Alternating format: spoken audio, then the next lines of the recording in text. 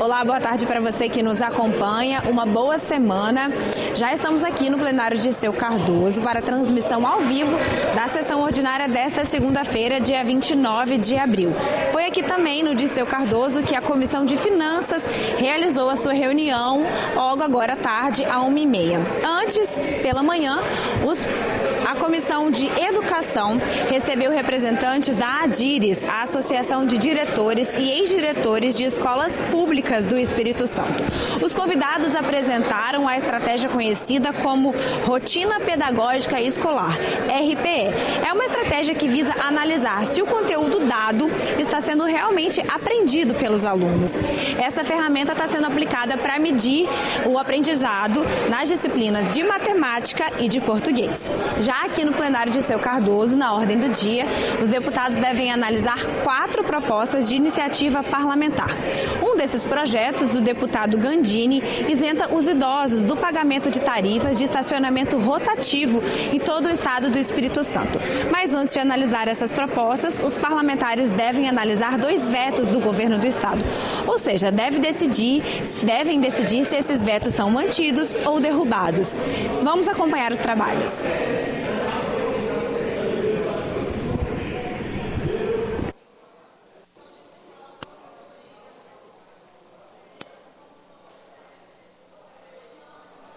A 32ª sessão ordinária da 20ª legislatura. Boa tarde a todos. Havendo quórum, invocando a proteção de Deus, declaro aberta esta sessão e convido o deputado Bispo Alves a proceder à leitura de um versículo da Bíblia. Para tanto, solicito a todos os nossos deputados e todos os presentes que coloquem o sinal de respeito.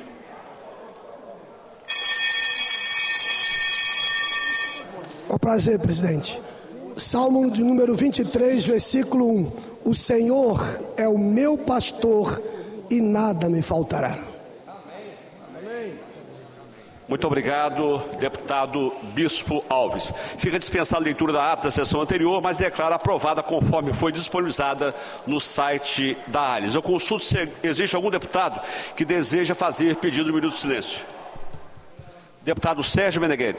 Senhor presidente, a gente gostaria de pedir um minuto de silêncio para a empresária colatinense que faleceu em Vitória na sexta-feira, Cláudia Bacetes Carton, casado com o empresário colatinense. Realmente foi uma grande perda para a sociedade capixaba. O falecimento, digamos assim, precoce da empresária Cláudia Bacetes. Presidente. Muito obrigado. Com a palavra o deputado Zé Preto. Presidente, com muito pesar também, eu venho aqui pedir um minuto de silêncio para o Júnior Oliveira, filho de um pastor renomado em Guarapari, da igreja Filadélfia, que morreu num acidente aqui em Vila Velha, de sexta para sábado de madrugada. Foi um acidente fatal, uma pessoa muito querida. Então, pedi um minuto de silêncio por ele. E Gabriela Rangel de Barros, também uma menina que sofreu foi um acidente, que caiu do prédio do 8º andar, também pediu um minuto de silêncio e que Deus conforte os corações das famílias. Vou fazer um minuto de silêncio. Obrigado, deputado Zé Pedro. Com a palavra do deputado Mazinho dos Anjos. Presidente Danilo, obrigado. Gostaria de solicitar um minuto de silêncio em homenagem à família de Ednólia Pimentel, que faleceu sexta-feira. Ednólia é mãe do meu amigo Bruno Pimentel, da Bárbara, esposa do Zé Antônio Pimentel. Foi conselheiro do Tribunal de Contas, foi deputado estadual. Então eu queria deixar aqui meus sentimentos a toda a família de Ednólia Pimentel, tia Nólia. Obrigado, presidente. Obrigado, deputado Mazinho dos Anjos. Deputado Tiago Hoffmann. Senhor presidente, quero me juntar ao deputado Mazinho dos Anjos, pedindo um minuto de silêncio em virtude do falecimento da tia Nólia, esposa do nosso amigo conselheiro, ex-conselheiro do Tribunal de Contas do Estado, José Antônio Pimentel. Ela vinha já enfrentando por algum tempo uma doença e estava acamada, e recebeu, senhor presidente, de toda a família, em especial do seu marido, o conselheiro Zé Antônio Pimentel, todo o carinho, toda a dignidade, né, nesse momento tão difícil e final da vida dela. Então, senhor presidente, fica o nosso abraço ao conselheiro, a todos os familiares, a todos os amigos da família, para que nós possamos registrar essa homenagem aqui, senhor presidente. Muito obrigado. Obrigado, deputado Tiago Hoffmann. Com a palavra, deputado Coronel Wellington. Senhor presidente, senhoras e senhores deputados, nós gostaríamos de registrar também nosso profundo pesar em relação ao falecimento do amigo Adel Schwab, residente no município de Irupi. Então fica aqui registrado nossos sentimentos a todos os familiares e amigos. Senhor presidente. Obrigado, deputado Coronel Wellington. Com a palavra, deputado Dari Pagum, líder do governo. Eu gostaria também de somar com meus colegas deputados e deputadas um minuto de silêncio pela esposa do nosso amigo Zé Antônio Pimentel. Zé Antônio conviveu com a gente como secretário da Casa Civil, conselheiro do Tribunal de Contas, tem um serviço importante prestado para o Estado do Espírito Santo. Eu queria aqui pedir também um minuto de silêncio pela sua esposa. Obrigado, deputado Dari Pagum. Novamente com a palavra, deputado Coronel Wellington. Sim, senhor presidente, obrigado. Nós gostaríamos de deixar registrado também nossos sentimentos pelo falecimento da senhora Celi Vanzelé Coelho Mateus, mãe do nosso querido Luciano, que trabalha aqui na Assembleia Legislativa também. Obrigado, deputado Coronel Wellington. Com a palavra, deputado João Cosi. Presidente, me associar aos amigos que já registraram aqui, solidariedade à família do Zé Antônio Pimentel, em detrimento da perda da esposa. Amigo, um companheiro que sempre esteve conosco e agora tem aqui a nossa solidariedade e as orações. Obrigado, deputado João Cosi. Com a palavra, deputado Teodorico Ferraz. Senhor presidente, eu gostaria de me associar aos deputados Dari Pagum, o Tiago Hoffmann, o Wellington, o deputado Tiago Hoffmann.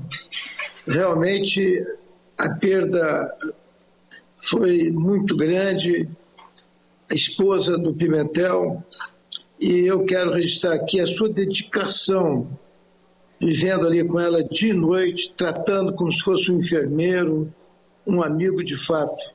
O Zé Antônio Pimentel cumpriu com o seu dever e perdeu a esposa, uma grande companheira, uma extraordinária funcionária aqui da Assembleia. Nós registramos com grande pesar e pedimos a Deus a sua proteção a essa querida esposa, mãe, que tanto deu de si, entendeu, para a sua família e para o Poder Legislativo. Obrigado, senhor presidente. Muito obrigado, deputado Teodorico Ferraz. Algum outro deputado deseja fazer um minuto de silêncio, pedido de minuto de silêncio? Não havendo, então atendendo aos pedidos dos deputados Sérgio Meneghelli, Zé Preto, Mazinho dos Anjos, Tiago Hoffmann, Coronel Wellington, Dari Pagum, João Cosi e Teodorico Ferraz, a quem eu me somo todos os pedidos. Façamos agora um minuto de silêncio.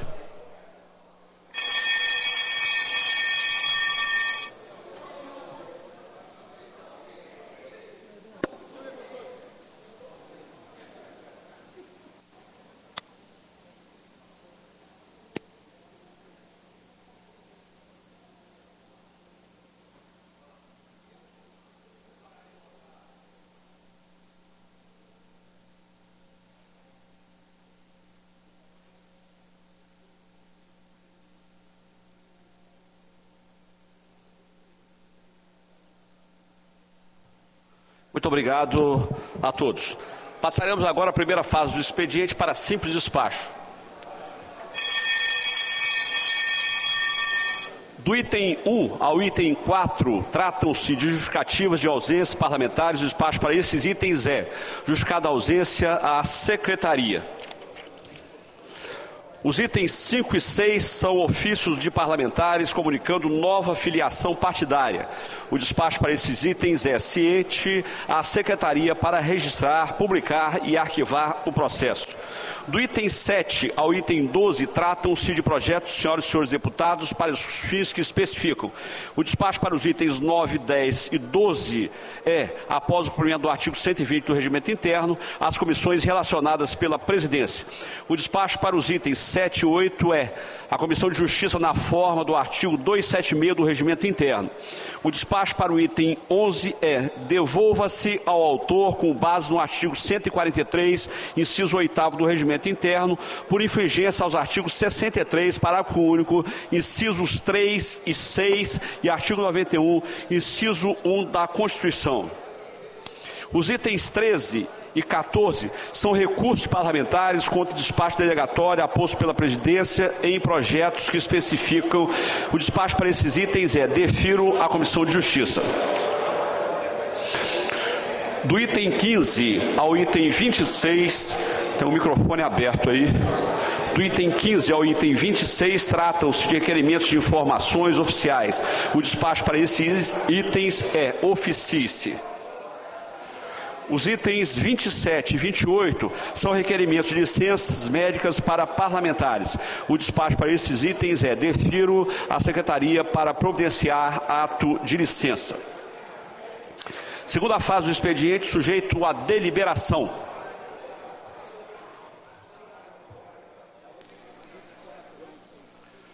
Nossa campainha deu problema aqui, eu vou conceder a palavra ao deputado Thiago Hoffmann. Presidente. Desculpa, deputado Mazinho dos Anjos. Gostaria de, pela ordem, solicitar a Vossa Excelência que está presidindo essa casa na data de hoje, que seja feita uma nota de repúdio contra o prefeito de Dores do Rio Preto pela agressão ao deputado Vandinho e ao xingamento a outros deputados. Porque a informação que eu tive, que ele xingou os deputados, 3 deputados dessa casa, 2 deputados e uma deputada de vagabundo. Então eu gostaria que essa casa e os deputados que puderem se manifestar, assinar uma nota de repúdio contra esse prefeito, que inclusive já recebi informação que tem vários problemas de processo. Nós vamos levantar a capivara dele agora e eu quero ver o que tem contra esse rapaz, esse prefeito que está agredindo o deputado, xingando o deputado em live, xingando em evento do governo. Então fica aqui o meu repúdio contra o prefeito de Dores do Rio Preto e eu solicito que possível que essa casa encaminhe uma nota de repúdio e todos os deputados que quiserem assinar essa nota ao prefeito e a toda a cidade de Dores do Rio Preto, porque é um absurdo que esse rapaz fez contra os deputados aqui, presidente. Obrigado. Obrigado, deputado Mazinho. Conte presidente, comigo. Pois não, deputado Mazinho, conte comigo e passaremos aí a reivindicação ao presidente da casa, deputado Marcelo Santos. Presidente, pela ordem, esse prefeito pé de porco, ele agrediu o Thiago Hoffmann, Vandinho, mas pior de tudo, atacou uma mulher, nossa deputada Janete, nossa querida deputada Janete. É um prefeito que não tem credibilidade nenhuma. Fica aqui nota de repúdio, vou ser um dos primeiros a assinar, Mazinho. É lamentável vergonhosamente. Para mim é um prefeito pé de porco, deputado Thiago Hoffmann. É isso mesmo. Fica aqui nossa nota de repúdio contra ele, deputado Janete. Muito obrigado, deputado Deninho. Pela ordem, senhor presidente. Pois não, deputado Thiago Hoffmann. Senhor presidente, é estarrecedor como algumas pessoas ainda querem fazer política no estado do Espírito Santo sem civilidade. Esse prefeitinho, que ele me chamou de deputadozinho, isso não é uma desonra a mim, não, isso é uma desonra a esta casa. Esse prefeitinho, ele é conhecido na cidade, na região, deputado Zé Esmeraldo, como um cara que faz política ameaçando, não só ameaçando verbalmente, como ameaçando a integridade física das pessoas. Esse tempo passou, senhor presidente. E essa casa não vai aceitar ameaça a deputados, porque essa aqui é a casa do povo, é a casa da democracia. Eu agradeço muito a iniciativa do deputado Mazinho dos Anjos, porque eu fui um dos agredidos, e dizer aqui para o prefeito de Dores do Rio Preto que ninguém vai se calar aqui não, que ninguém tem medo do senhor nessa casa não. Nós vamos enfrentar o que tiver que enfrentar. E eu já estou de posse, senhor presidente, de inúmeras denúncias inclusive que esse prefeito está indo a bar, beber e saindo dirigindo com o carro da prefeitura. Eu tenho vídeo aqui, senhor presidente, como tem diversos vídeos em matérias de agressões desse prefeito. Nós não vamos fazer política dessa maneira, nós vamos fazer política na paz. Nós vamos fazer política mostrando que é uma outra forma de se fazer, mostrando propostas para a população e não ameaçando. Mas ninguém vai ameaçar deputado dessa casa sem que seja devidamente repreendido aqui. E eu agradeço a solidariedade de todos os deputados, com a deputada Janete, comigo, e em especial com o deputado Vandinho, senhor presidente, que em solenidade do governo com a presença do governador do estado, pasmem, diversas outras autoridades, foi ameaçado e quase foi fisicamente agredido por esse prefeitinho, como disse o deputado Deninho Silva, que pé de porco, mequetrefe, que tem que aprender a fazer política na sua cidade sem agredir as pessoas. Obrigado, senhor presidente. Muito obrigado, deputado Tiago Hoffmann. Pois não, deputado Vandir Leite. Senhor presidente, eu gostaria, nesse momento, de agradecer os demais pares pela fala. Eu sempre fui um parlamentar extremamente corajoso, mas também extremamente respeitoso com a classe política, com a sociedade em geral. Me chamou muito a atenção o fato de ser uma solenidade, mas não me chamou a atenção a atitude do prefeito, porque ele é reincidente. Ele agride o tempo todo a ex-prefeita Cláudia, até porque ele adora agredir mulher, ele é um covarde. Ele agrediu uma assistente social, quem quiser procurar nas redes sociais, com um chute em uma mesa. Ele tem agredido quem vai disputar a eleição no município em grupo oposto, como, por exemplo, o vereador Jefinho, que é pré-candidato a prefeito no município. Ele manda áudios e textos para o vereador e outras lideranças que não concordam com o modelo dele de administrar. Ele manda agredindo, ele manda ameaçando. Acredito eu que as entidades aqui no estado, que nós vivemos em um movimento totalmente de diálogo entre as instituições, ou seja, o judiciário, o Ministério Público, acredito eu que todas essas entidades têm que observar e olhar o que tem acontecido em Dores do Rio Preto, deputado Dari Pagum. Ele agrediu na internet. Tudo bem que foi na internet no primeiro momento. 10% dessa casa, os deputados Tiago Hoffmann e deputada Janete de Sá, o formato como ele falou da deputada Janete de Sá foi o mais agressivo, ou seja, ele é um covarde mesmo quando se trata de mulheres. No meu caso, ali, quando eu estive para cumprimentá-lo, ele veio tentar me agredir falando alto sobre o que ele tinha falado no vídeo. E sobre o que ele falou no vídeo, eu gostaria de deixar claro para toda a população de Dores do Rio Preto e do estado do Espírito Santo. Todos os recursos que são investidos nos municípios é um trabalho em parceria do governo do estado e esta casa, a Assembleia Legislativa. Não tem R$1 investido nesse estado que não tenha a participação dos deputados estaduais que aprovam o orçamento. Sem falar que quando eu estive em mandatos anteriores, quem atuava junto com a prefeita Cláudia eram os deputados Vandinho Leite, então também secretário de esporte, e o deputado Glauber Coelho. Então, além dos trabalhos que nós fizemos ao longo do tempo lá. Mas dizer para o prefeito o seguinte, que ninguém vai me tirar da minha paz, muito pelo contrário, eu tenho 20 anos aí de vida pública. Pessoas mal educadas como ele, é verdade, eu acho que eu nunca vi, mas aqui tem deputado corajoso, deputado que vai avaliar recurso por recurso que está sendo encaminhado para a cidade, e com certeza vou atuar junto aos órgãos representativos desse estado, porque ele quer mandar na cidade a todo custo, ele quer ameaçar quem vai disputar a eleição. Recentemente,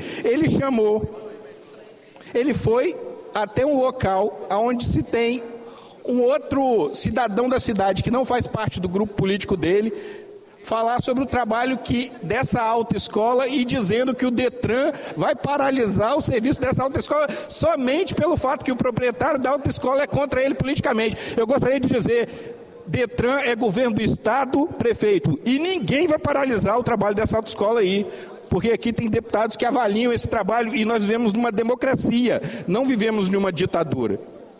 Não vivemos numa ditadura, nem em Dores e nem em lugar nenhum do estado do Espírito Santo. Então, assim, me solidarizar também aqui aos deputados Tiago Hoffmann e deputada Janete de Sá, mas aqui é assim, é com coragem, é com determinação e com respeito que a gente faz o diálogo em todo o estado do Espírito Santo e contem comigo no que for necessário. Muito obrigado, deputado Vandinho Leite. Pela ordem, senhor presidente. Pois não, deputada Janete. Eu também, senhor presidente, faço questão de me manifestar nessa tarde, porque é inadmissível o que aconteceu numa live que esse prefeito, que não é leite ninho, deve ser um leite azedo, da pior qualidade, ele falar de 3 deputados que eu particularmente nunca fiz nada com esse prefeito. De fato, fui no município de Dores do Rio Preto há tempos atrás para tratar da causa animal, para tratar do programa Pet Vida, um programa que é inspirado numa lei de minha autoria nessa casa. Fui convidada pela Câmara de Vereadores e pude tratar dessa questão. Nem citamos o nome do prefeito, porque eu não vou nos municípios que tem um prefeito à frente para poder ficar metendo pau em prefeito nenhum. E lá nesse município, não apenas eu, mas muitos deputados têm dificuldade de entrar porque não querem ter aliança com um prefeito que é mal educado, o deputado Tiago, que é um prefeito que desrespeita as mulheres, ameaça servidores públicos, um prefeito que é barraqueiro, que não tem um bom trato com as pessoas, altamente desqualificado. Um prefeito como esse, que como disse aqui não é leite ninho, é leite azedo, ele devia lavar a boca para falar o meu nome. Porque eu não dou ousadia para esse prefeito falar o meu nome. De fato, eu não tenho um trabalho na cidade dele. Mas ele bem lembrou que eu tenho um trabalho quase que em todo o Caparaó. Mas eu não vou lá exatamente porque é difícil trabalhar com um prefeito que não respeita os parlamentares. Um prefeito ingrato que não reconhece as coisas. Mas agora eu vou, deputado Tiago, deputado Vandinho, deputados dessa casa, eu vou. Porque agora, na Câmara de Vereadores, tem candidatos a prefeito, um pré-candidato a prefeito altamente qualificado, um rapaz decente, que está fazendo um trabalho belíssimo na Câmara de Vereadores, que se chama Jefinho.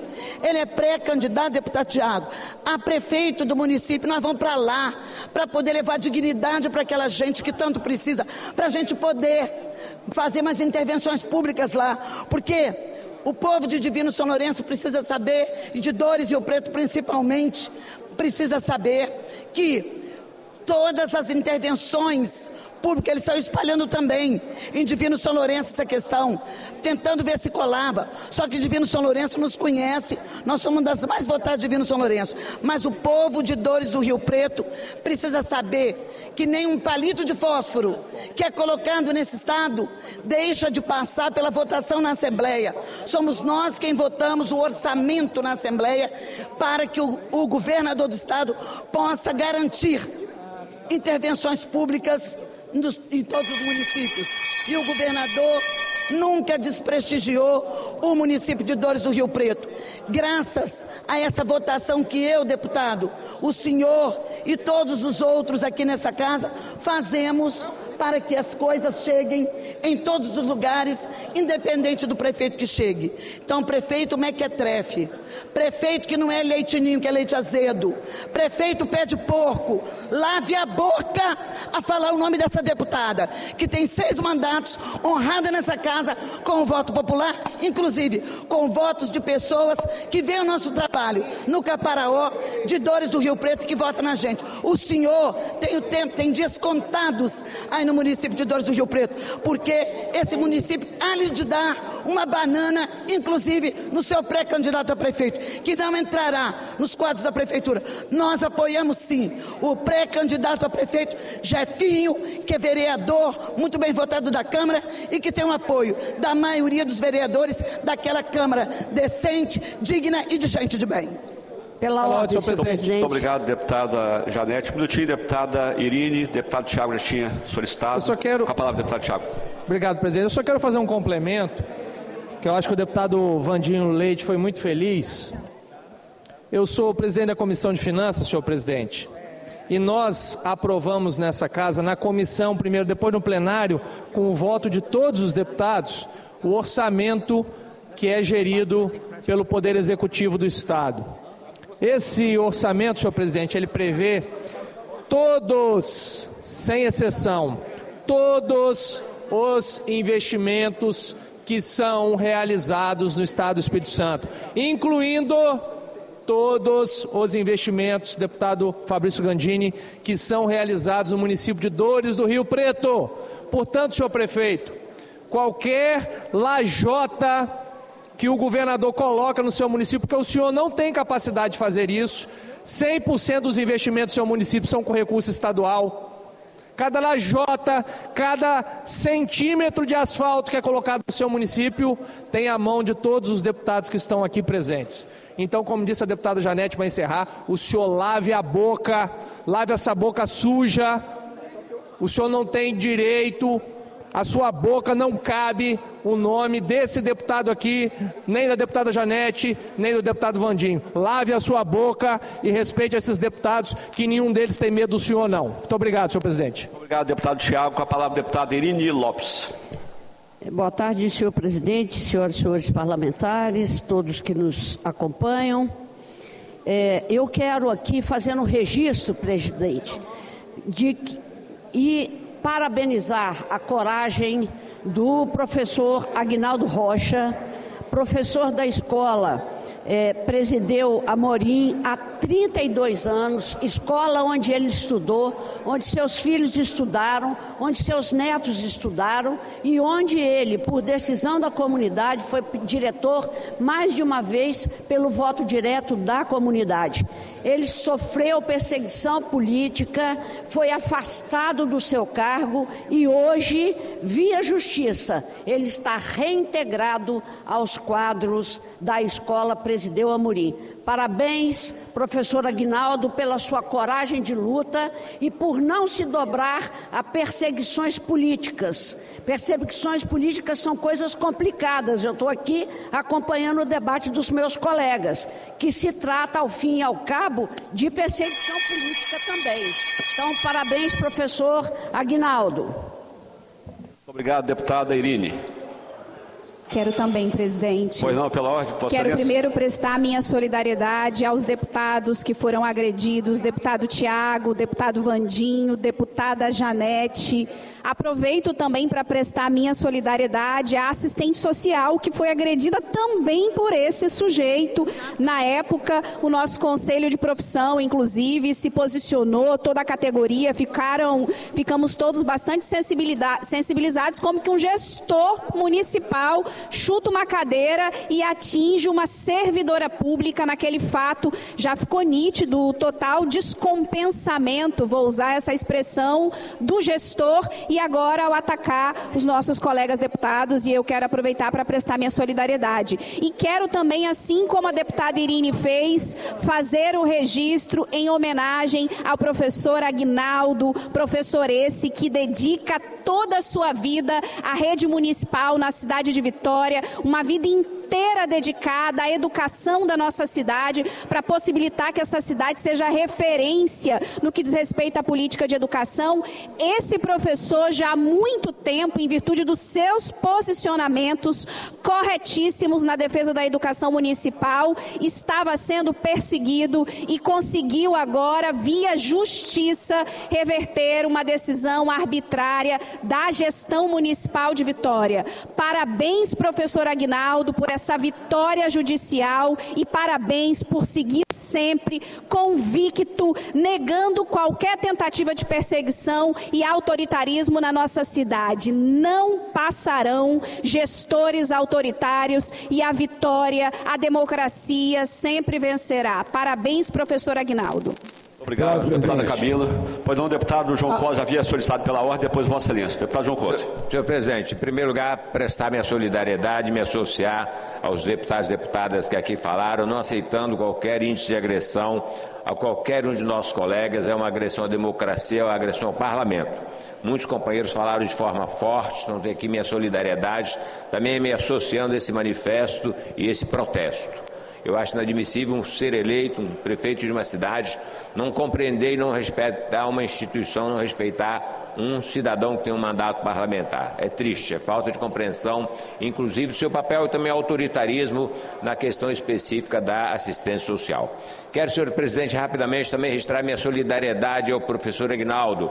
Aguinaldo é um grande professor da escola Presideu Amorim, a qual nós fizemos uma grande obra lá, uma escola nova, e foi realmente perseguido e, lamentavelmente, pela administração atual. O prefeito e toda a sua equipe da educação foram muito mal nesse tema, mas a justiça corrigiu e voltou para a sala de aula, está feliz e nós somos solidários à luta dele. Muito obrigado, deputado João Cosa. Antes de passar a palavra para o deputado, nosso próximo deputado inscrito, eu quero aqui prorrogar o prazo da leitura do expediente até 15h35. Com a palavra, o deputado Denis Silva. Presidente, quero aproveitar aqui, eu quero parabenizar o nosso prefeitão Lourenço Pasolini, que hoje já está na conta dos servidores públicos municipais de Vitória, mais 10% de aumento, totalizando 32% de aumento nesses 3 anos de mandato do prefeito Lourenço Pasolini e 49% de aumento para os professores iniciais, que tinham um salário horrível e hoje, inicialmente, já entram recebendo mais de R$5.000. E mais de 80% de aumento para a Guarda Municipal, que tinha os piores salários do país, do Brasil, hoje. Juntando os 32%, mais os 50 e poucos que estiveram no ano retrasado passado, totalizam mais de 80% de aumento da Guarda Municipal. Então fica aqui nosso parabéns ao nosso prefeito Lourenço Pasolini e toda a sua gestão municipal. Obrigado, deputado Deninho Silva. Eu quero aqui também me solidarizar com os deputados Thiago Hoffmann, Vandinho Leite, deputada Janete Sá e também com o assistente social que foram lamentavelmente agredidos aí pelo prefeito de Dores do Rio Preto. Conte conosco, viu, deputado Thiago? Segunda fase do expediente, sujeita à deliberação.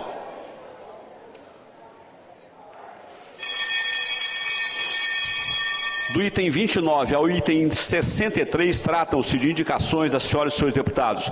Em discussão, não havendo quem queira discutir, em votação, os deputados e deputadas que aprovam permaneçam como estão, os contrários se manifestem verbalmente. Não havendo contrários, ficam aprovados todos esses itens de 29 a 63. Nós passaremos agora diretamente à fase da ordem do dia, mantendo as demais fases. Item 1, discussão única nos termos do artigo 66, parágrafo 6 da Constituição Estadual, do veto total ao projeto de lei 673/2023, de autoria do deputado Mazinho dos Anjos, que determina o acesso público aos processos administrativos eletrônicos de todos os órgãos públicos da esfera estadual, exceto os processos que tramitam em sigilo, publicado no Ar Digital do dia 11/8/2023, mensagem de veto 06/2024, publicado na Ar Digital do dia 12/3/2024. Eu convoco a Comissão de Justiça para oferecer parecer oral à matéria.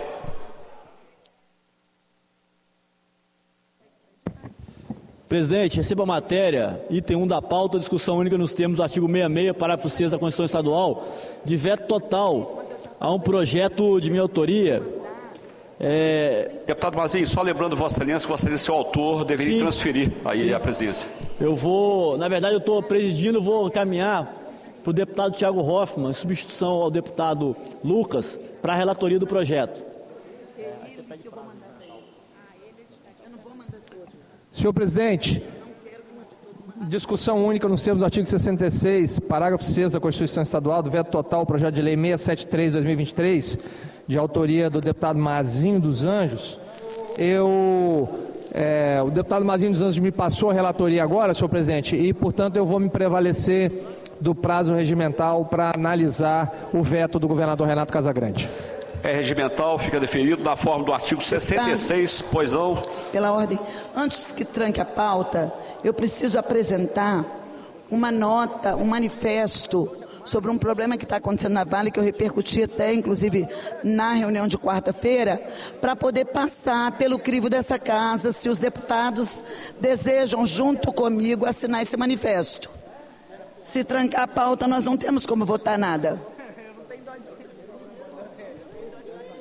Tudo bom? E aí? Vem.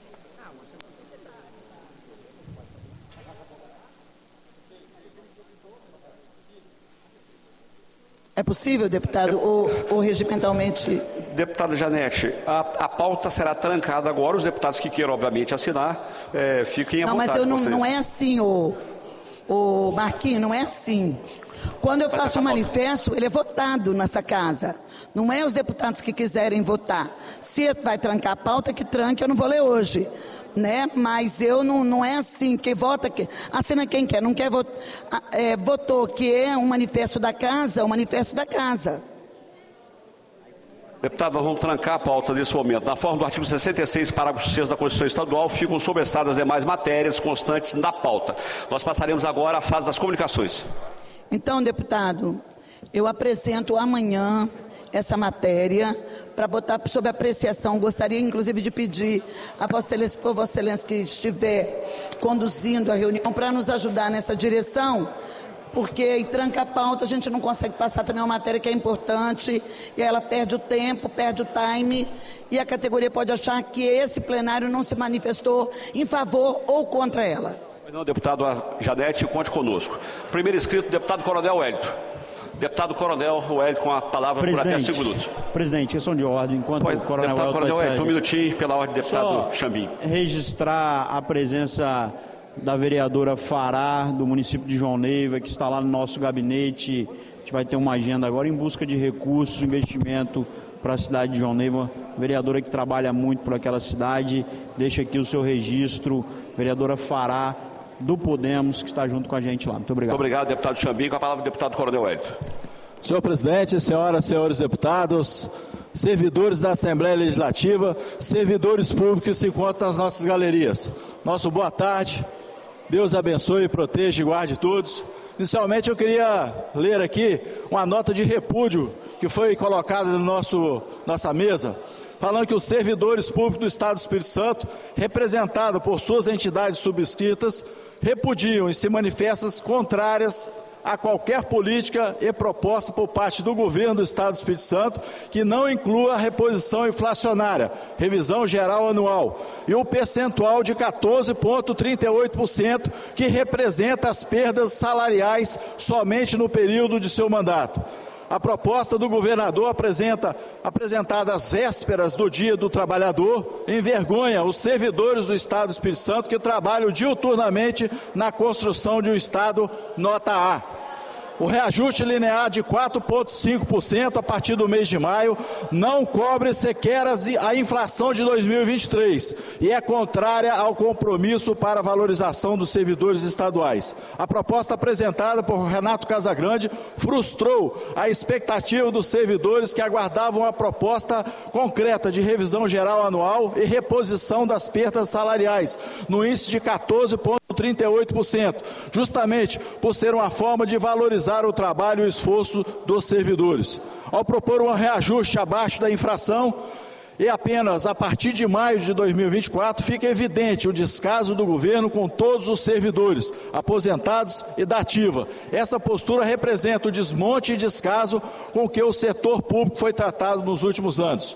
Os servidores esperam o apoio e a sensibilidade da Assembleia Legislativa, portanto, de todos nós, para dialogar com o governo e buscar o percentual das perdas salariais, especificamente porque o governador recebeu em fevereiro de 2024 o reajuste de 6,57%.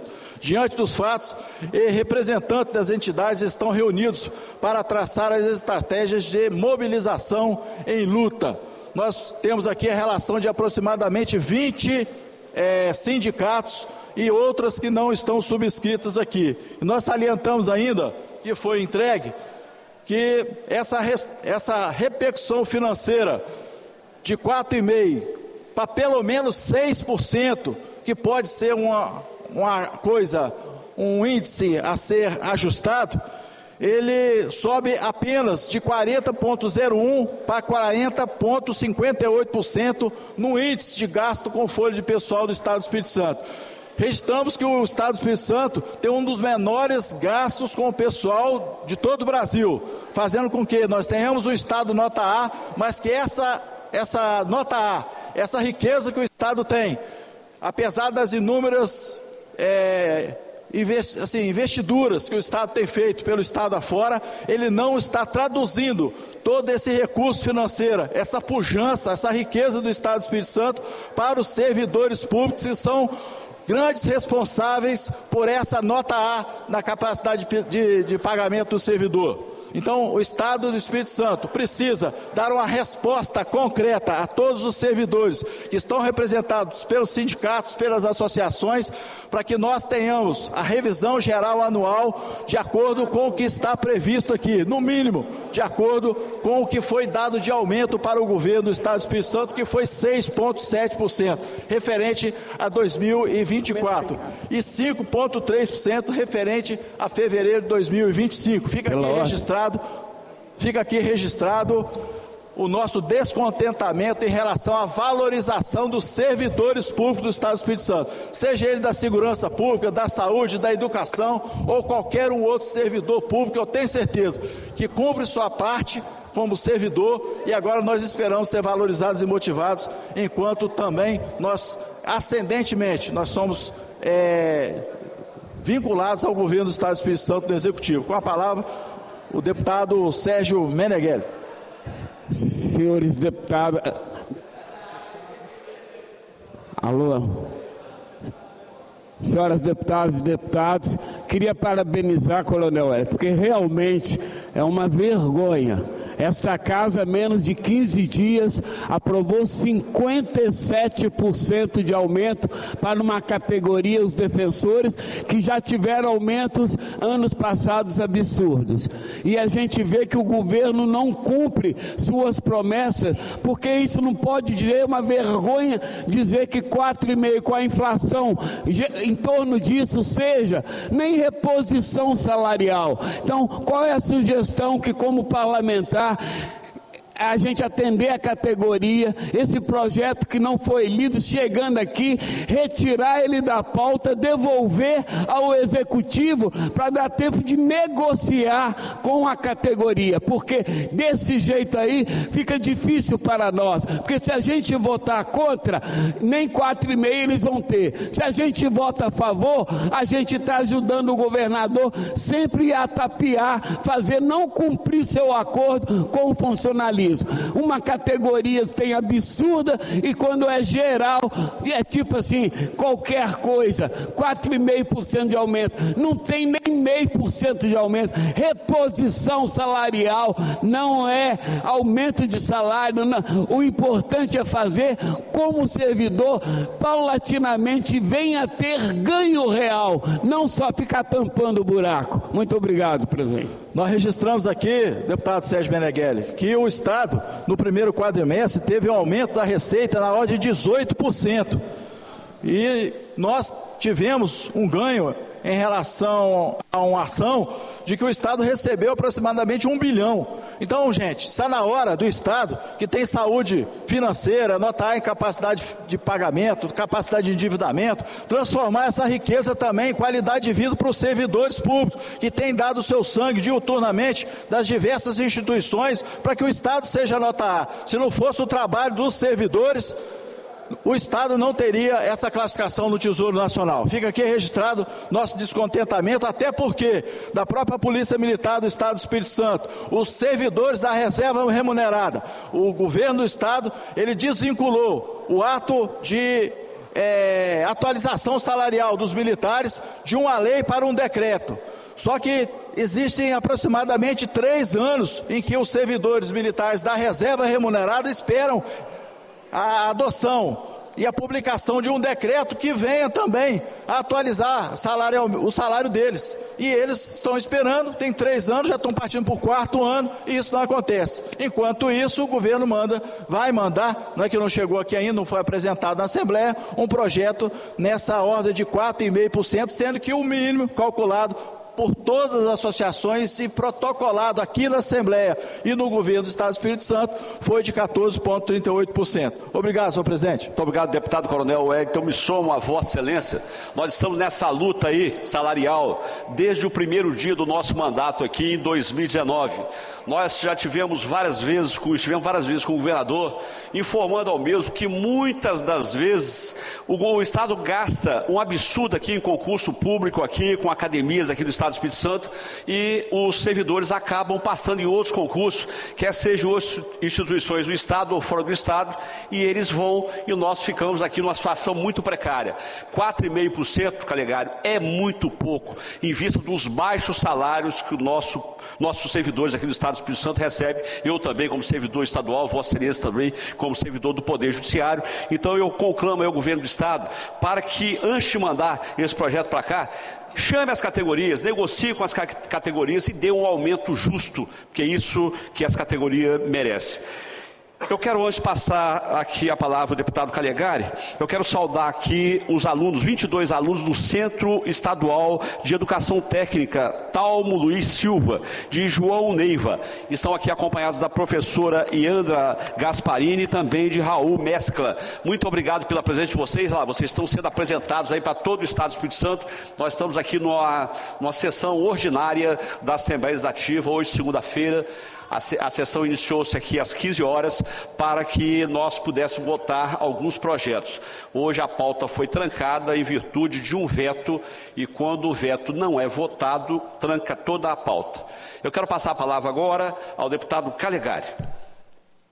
Boa tarde a todos os meus colegas, deputados e deputadas, a todos os servidores desta casa, sem os quais o nosso trabalho não poderia acontecer, a todos aqueles que estão nas galerias aqui, meu forte abraço, e aqueles que nos assistem pela TV Alhes. Dizer que concordo em gênero, número e grau com o que foi dito aqui, que o reajuste de 4,5% é muito inferior às necessidades de reposição salarial. Não estamos falando de aumento, estamos falando de repor o que já se perdeu com a inflação. Sou servidor público também do Poder Judiciário, minha esposa do Poder Executivo, não é? Então nós estamos antenados com esse problema do servidor público. Também acho que o governo do Estado, como ordenador de despesa, deveria retirar esse projeto de pauta, como bem disse o deputado Serginho, porque se isso é colocado para nós para votar, fica uma situação difícil. Se nós votamos contra, podemos atrapalhar até esse aumento.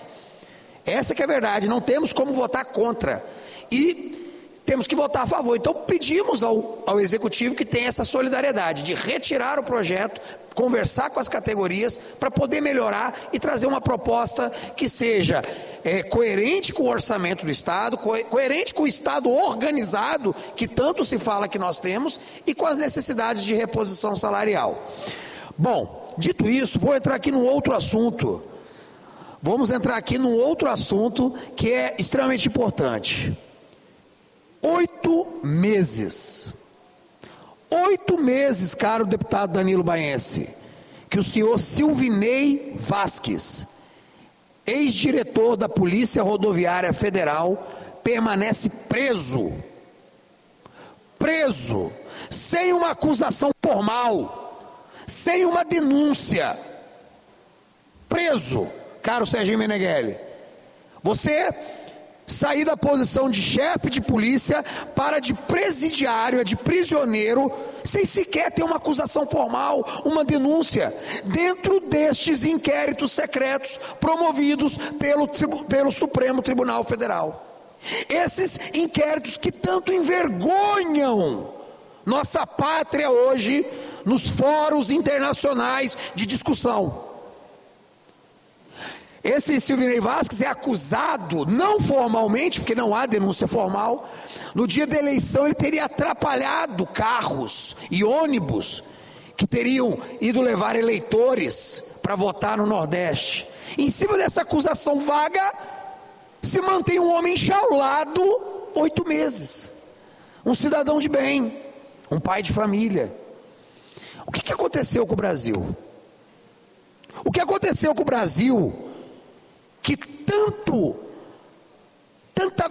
espanto causa, não a mim, mas aos membros do Congresso norte-americano, que vem inquéritos secretos, que vem ordens do STF para sua empresa, o Twitter, o X, para que censurem jornalistas e parlamentares e que digam a esses jornalistas e parlamentares que não vem do STF. Tamanho a covardia de quem ordena, tamanha a covardia do ministro e eu estou falando aqui de Alexandre de Moraes mesmo, que ordena esse tipo de ato ilegal, inconstitucional. Covarde, covarde. Ordens sem fundamentação jurídica, prisioneiros sem acusação formal.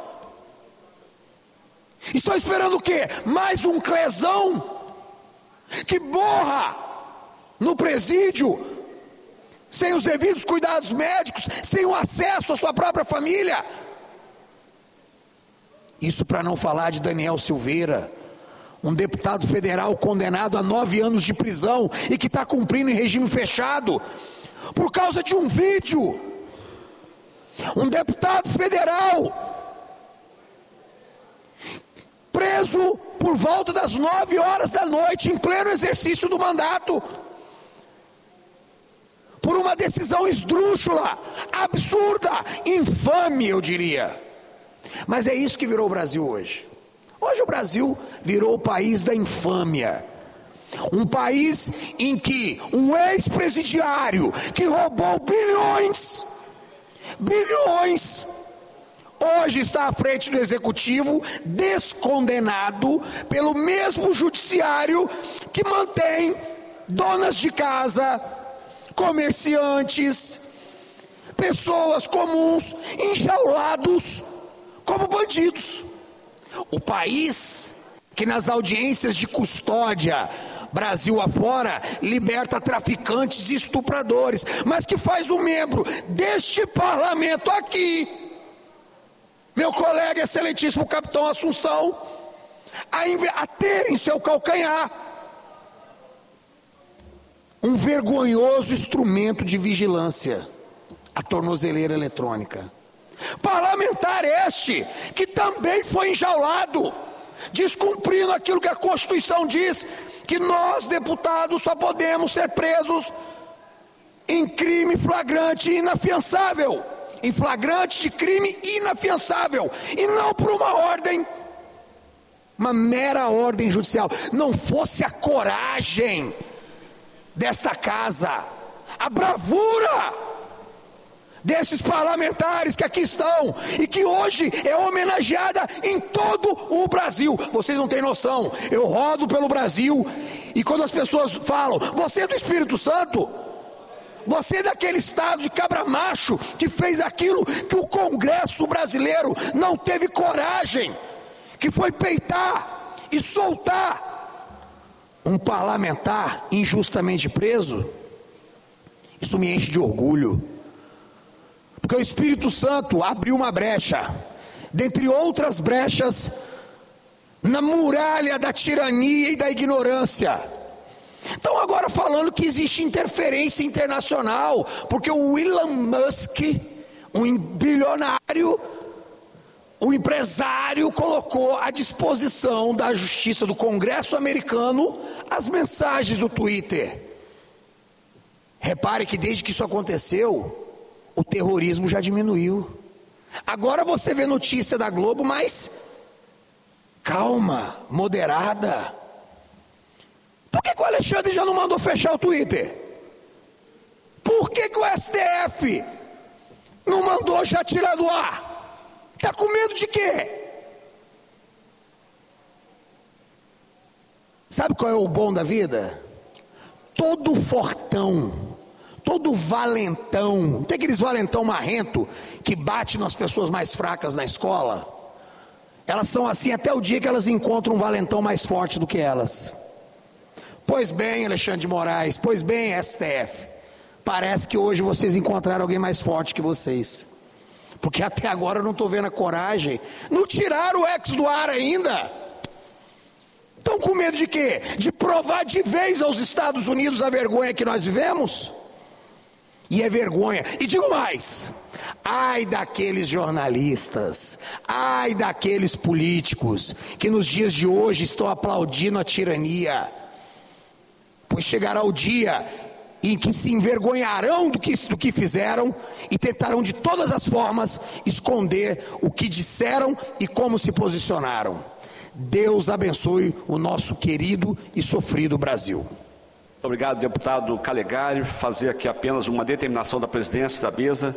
Considerando o disposto no artigo 178 do Regimento Interno dessa Casa Legislativa, determina a juntada do projeto de lei 234/2023, da autoria da deputada Camila Valadão, ao projeto de lei 118/2023, de autoria do deputado Calegari, por versarem sobre matérias correlatas, dispõe sobre a autonomia e os direitos da parturiente no período do parto e enfrentamento à violência obstétrica no Estado. Determina também a juntada do projeto de lei número 114/2024, de autoria do deputado Zé Preto, ao projeto de lei 823/2023, de autoria da deputada Irine Lopes, por versarem sobre matérias correlatas, institui a política estadual de proteção e combate contra o vírus papilomavírus humano, HPV. Concedo a palavra agora ao deputado João Coser. Senhor presidente, deputado Danilo Baense, coronel Wellington, deputada Camila Valadão, deputada Janete Sá, em nome de vocês, cumprimentar a todos os deputados, todas as deputadas. Senhor presidente, eu venho à tribuna hoje para fazer uma fala em defesa dos servidores públicos estaduais. Eles nos procuraram com 3 grandes reivindicações. A primeira e mais importante, não votar o projeto do reajuste de 4,5% antes de um debate com o governo do Estado. A segunda, abrir um diálogo. O governador encaminhou um projeto sem conversar com as categorias profissionais. Terceiro, um reajuste salarial na mesma proporção do primeiro escalão, na ordem de 12%. Então, essas são as reivindicações e as reclamações principais são, primeiro, a falta de diálogo. Os servidores carecem de um espaço para dialogar com o governo, mostrar o porquê que eles merecem essa correção, que no seu cartaz está aqui, Estado organizado, servidor valorizado, reivindicação 14,38%. Nós sabemos que é importante a valorização do servidor para que ele fique empenhado para exercer as suas funções, atendendo bem assim a sociedade. O Estado do Espírito Santo é nota A, portanto é uma economia justa, mas nós sabemos que ele está apresentando o índice de correção geral, deputado Serginho, abaixo da inflação. O ano passado, o governo federal, o presidente Lula, apresentou 9%, aqui foi 5,5%. Este ano, o governo federal não apresentou ainda, aqui está 4,5%. Novamente, aproximadamente 0,5% abaixo da inflação. O governo federal já apresentou para os institutos federais 9% no ano passado e até janeiro do ano que vem vai chegar a 23%. Tem também uma reivindicação de aumento do auxílio alimentação. Governo federal, 51%. Se você não pode dar 100%, o ticket aqui é 600. Passe pelo menos para 1.000, para 900. Mas essa falta de diálogo não permite que os servidores coloquem as suas reivindicações. Então nós queremos aqui, representando essas categorias profissionais, são aqueles que atendem na ponta da sociedade, principalmente da administração direta, e fazer essa saudação em nome de todos os sindicatos, trabalhadores, trabalhadoras, em nome do presidente do Sindipúblico, nosso companheiro Irã Caetano. Eu quero cumprimentar pela luta, uma luta difícil. Nós aqui na Assembleia não podemos conceder o reajuste, não se faz um aumento, porque tem custo, e aí a Constituição permite somente ao Executivo fazer a apresentação de projetos de lei que tenha despesa. Então nós não podemos aumentar, fazer uma emenda, mas nós podemos reivindicar. Então eu estou aqui me associando e colocando meu mandato a serviço e à disposição dos servidores públicos para reivindicar junto ao governo do Estado uma mesa de negociação e um reajuste salarial mais compatível com a realidade. Conversando com o pessoal só o pessoal da arrecadação da Fazenda me disseram que este ano a arrecadação tem um acréscimo de 150 milhões mês aproximadamente. Portanto, nós somos um Estado organizado que tem entrada de recursos. Se tem entrada, é bom fazer asfalto, é bom fazer ponte, é bom fazer tudo, mas é bom também valorizar aquele servidor que lá na ponta trabalha e presta serviço à comunidade. Então fica aqui o meu carinho, o meu abraço a todos os servidores, as suas lutas como deputado e também como ex-sindicalista, presidente do sindicato e presidente da Central Única dos Trabalhadores. Aproveitando, passo para o segundo item. No dia 1º de maio, nós vamos ter um grande ato aqui no Portal do Príncipe, às 9 horas da manhã, as centrais sindicais, a Central Única dos Trabalhadores, convidando a todos os trabalhadores para comemorar, manifestar, protestar e fazer naturalmente uma boa caminhada na perspectiva de mostrar que os trabalhadores brasileiros estão em luta. Nada cai do céu. Não importa se o governo é do Lula, se é do Casagrande, é de qualquer um. O trabalhador tem que estar na rua reivindicando, tem que estar na rua lutando. Não temos presente. Eu sei que se a gente quer ganhar e dar um pequeno passo, nós temos que lutar. Então, presidente, está aqui a nossa solidariedade aos trabalhadores capixaba, aos trabalhadores brasileiros, que na sua organização sindical, de sindicatos, federações, confederações e as centrais sindicais, têm lutado para que o Brasil minimamente valorize os trabalhadores do nosso país. Então, fica aqui. Felizmente estamos gerando um pouco mais de emprego, o salário mínimo sobe um pouquinho, mas tudo muito lentamente. Então é necessário que a gente esteja na rua, principalmente para manifestar e registrar a nossa presença e nosso apoio a quem luta, mas principalmente lá mais conquistas. Um abraço. Muito obrigado, deputado João Coser. Com a palavra a deputada Janete de Sá.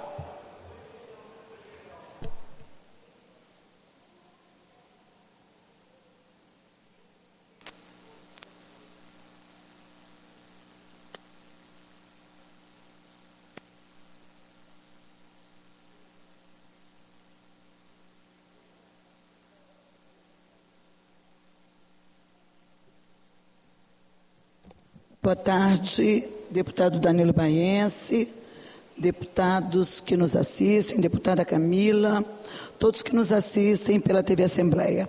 Eu venho, deputado Wellington, coronel Wellington, eu venho na tribuna nessa tarde de hoje para repudiar a fala agressiva do prefeito de Dores do Rio Preto, prefeito denominado Ninho, que não é um leite ninho, é um leite azedo, um leite aguado, que não faz bem a ninguém, só faz o mal. E dizer para ele que, de fato, é muito desagradável você ver uma pessoa que você nunca fez nada, aliás, nem me dirijo a esse prefeito, porque não concordo com o comportamento dele, falar de 3 deputados que nunca fizeram mal nenhum a ele, gratuitamente. O que tem por trás disso? Será porque esse prefeito está acabando o mandato dele e vai ter eleições e as pessoas têm um direito de disputar um processo eleitoral e o meu partido PSB vai estar apoiando no município o pré-candidato a prefeito Jefinho, que é da Câmara de Vereadores, e junto com ele tem diversos vereadores que não concordam com este prefeito. E por conta talvez disso, ele apontou a artilharia dele para o lugar errado. Eu, de fato, deputados, muito poucas vezes fui em Dores do Rio Preto na gestão desse prefeito.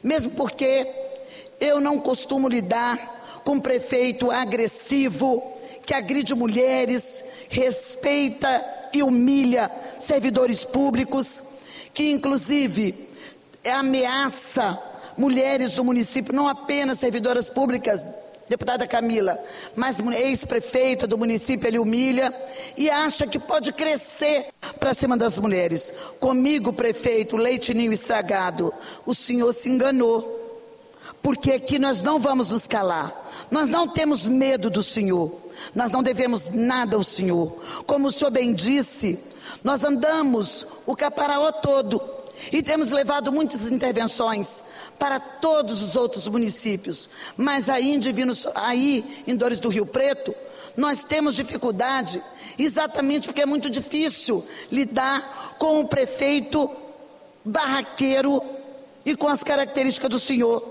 que nada contribui para o desenvolvimento desse município. E afirmo que essa casa, ela vota todas as intervenções públicas que são feitas no município.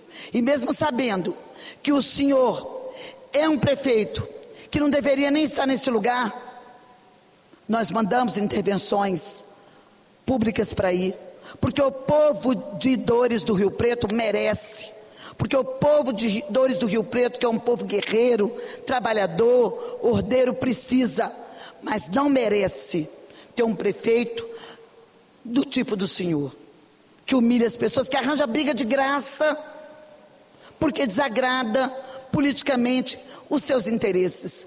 Quais os interesses inconfessáveis que o senhor quer esconder, que não pode ter candidatura para disputar uma pré-candidatura, para disputar as próximas eleições? O que o senhor quer esconder?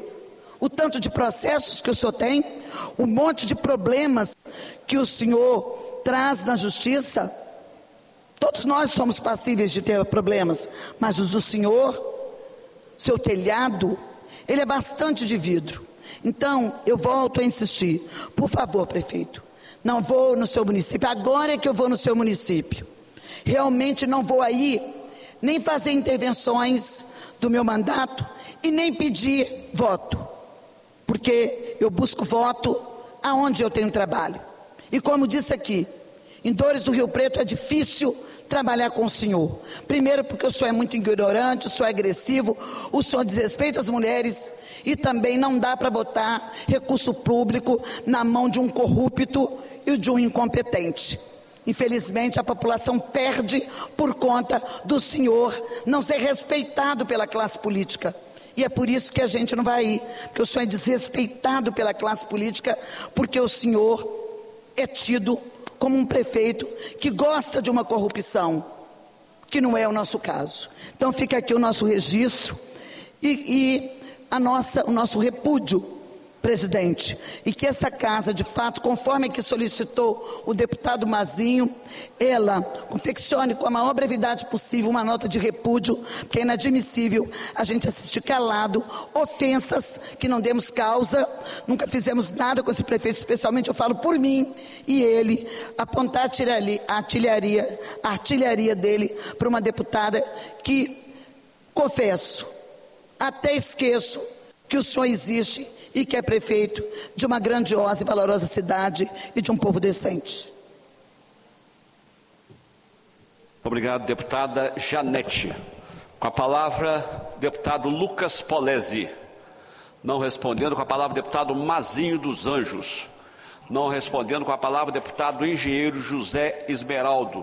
Não respondendo, eu passo a presidência ao deputado Coronel Edson para que eu possa fazer uso da fala.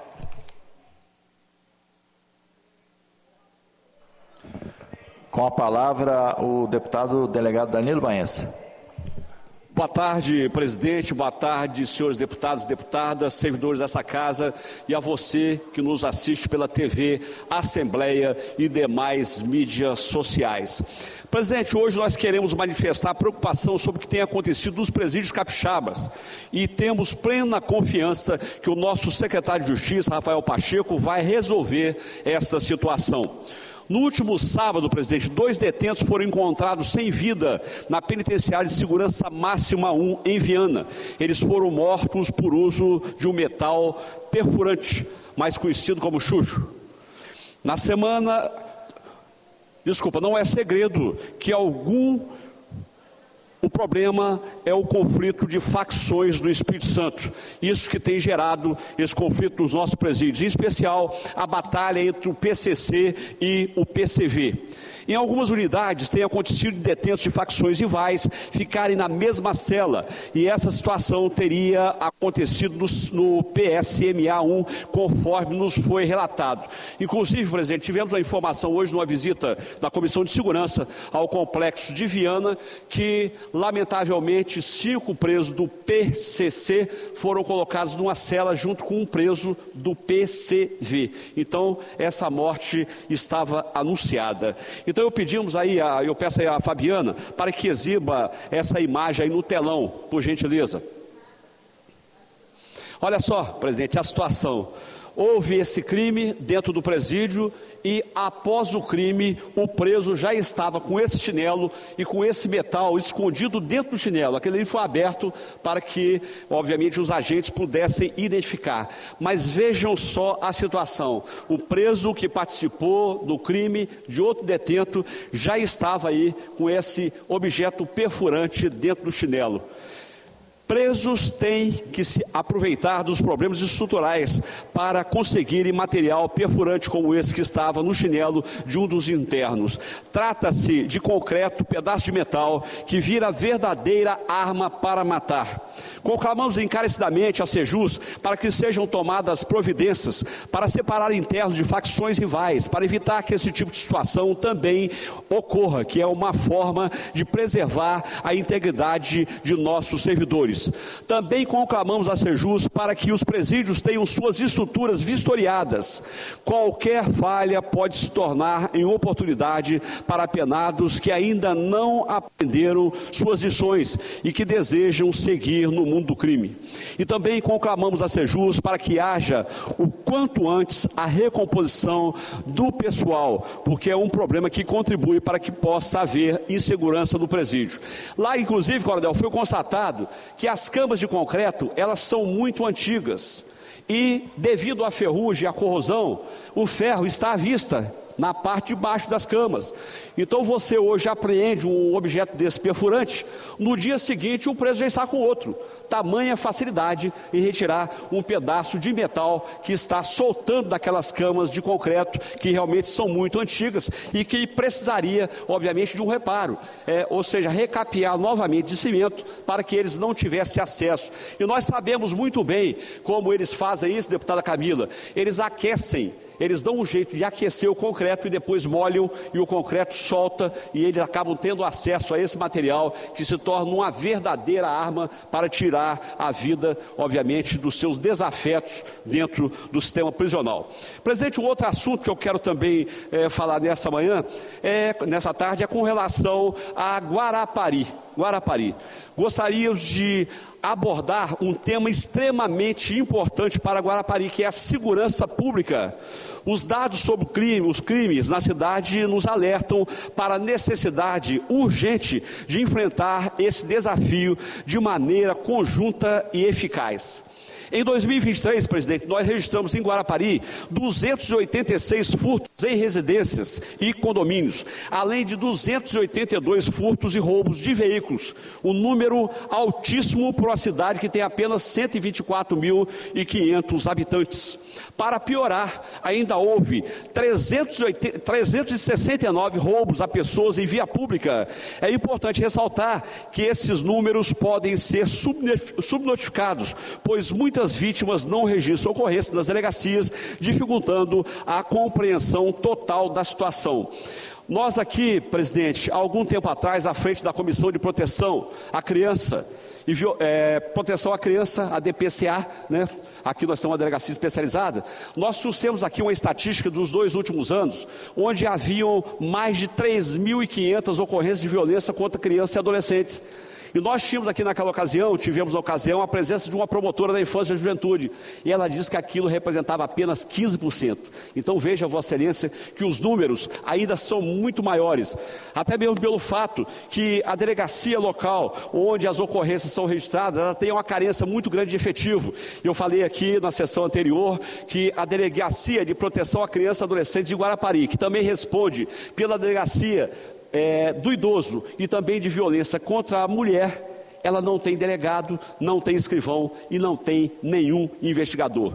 Desde 1989, há uma lei em Guarapari que permite a instalação da Guarda Civil Municipal. Essa é uma ferramenta essencial no combate ao crime, trabalhando em parceria com a Polícia Militar e a Polícia Civil para garantir a segurança de nossos cidadãos. Quem vê as atuações das guardas municipais de Vitória e de Vila Velha, por exemplo, compreende como esses organismos são importantíssimos para a manutenção da ordem. Logo, numa cidade que passa de mais de 1 milhão de habitantes durante o verão, a presença da guarda municipal é crucial quando pensamos em segurança pública. Além disso, é fundamental manter o Gabinete de Gestão Integrado Municipal como um mecanismo eficaz para que a comunidade possa colaborar ativamente com as forças de segurança e também com a Prefeitura. exatamente no combate ao crime naquela importante cidade, que é uma cidade reconhecida nacionalmente e também conhecida mundialmente. A participação é o engajamento da população, são cruciais para construirmos uma cidade mais segura. A Prefeitura pode ser proativa para combater a violência de diversas formas. Isso inclui a manutenção de um ambiente organizado com iluminação pública adequada e limpeza de terrenos baldios. Sabemos que um ambiente bem cuidado e monitorado desestimula a atuação de criminosos como traficantes, que muitas das vezes se aproveitam de espaços abandonados ou mal cuidados como praças públicas. Portanto, é essencial que haja um investimento em segurança pública e trabalhe em conjunto com todas as esferas, como a estadual e a federal. Segurança se faz com inteligência, planejamento e trabalho interdisciplinar. Há poucos dias, deputado Coronel Wellington, eu fui perguntado se a prefeitura, ou seja, se o prefeito municipal poderia fazer alguma coisa pela segurança pública de Guarapari, até mesmo pelo fato de que a guarda municipal, se for instalada, já tem lei que a define, mas se for instalada, certamente demora algum tempo. E eu falei que é muito fácil a prefeitura de Guarapari e outras prefeituras do estado do Espírito Santo reforçarem a segurança pública. Basta apenas que mande para a Câmara de Vereadores um projeto de lei para que haja um convênio entre a Prefeitura e o governo do Estado, e com esse convênio a Prefeitura pode recontratar, por exemplo, policiais militares da reserva, que são altamente capacitados e poderiam em muito auxiliar nas investigações na delegacia regional. Isso é o que tínhamos hoje, presidente. Eu retorno a palavra a Vossa Excelência.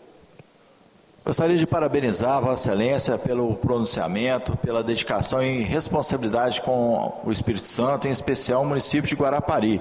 Sabemos que é um município que anualmente se desloca para lá milhares de pessoas, e essas pessoas que vão para lá de todo o Brasil, vários municípios capixabas, precisam ser acolhidos nessa proposta de aperfeiçoamento da Guarda Municipal. Inclusive, pode-se constar a questão do acolhimento desses turistas de uma forma mais técnica, viabilizando ainda mais a questão da segurança, que é um dos ícones, um dos itens que são muito relevantes na prática do turismo aqui no Espírito Santo e em todo o Brasil. Então, eu devolvo a palavra ao presidente, deputado delegado Danilo Baense, futuro prefeito de Guarapari. Muito obrigado, deputado Coronel Wellington. A cidade tem hoje apenas pouco mais de 124 mil habitantes, Coronel, mas durante o verão chega a aproximadamente 1 milhão de naquela importante cidade aqui que faz parte dos municípios da Grande Vitória. Hoje, com a legislação vigente, tendo em vista a população de Guarapari, poderia ter mais de 300 guardas municipais que fazem um trabalho maravilhoso. O senhor vê exemplo disso? Está Vitória, Vila Velha e Serra, e então Guarapari, com a instalação da Guarda Municipal, se forem contratados certamente esses servidores, fará uma grande diferença na segurança pública daquele importante município. Eu concedo a palavra agora ao deputado Alcântara Filho. Não respondendo, concedo a palavra ao deputado Sérgio Meneghelli. Não respondendo, concedo a palavra ao deputado Alan Ferreira. Não respondendo, concedo a palavra à deputada Camila Valadão.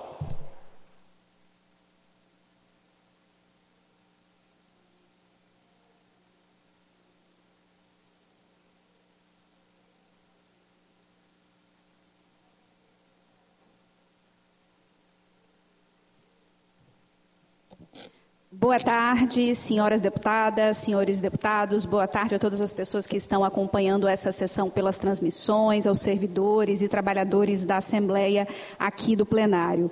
Quero, assim como os demais colegas deputados, falar também acerca do anúncio do governo do Estado de reajuste para os servidores públicos estaduais.